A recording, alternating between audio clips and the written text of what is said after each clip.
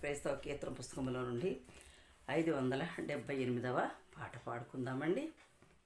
నీ ధనము నీ ఘనము ప్రభుయేసుదే, నీ దశమా భాగము నీయ వెనుదీతువా వెనుదీతువా.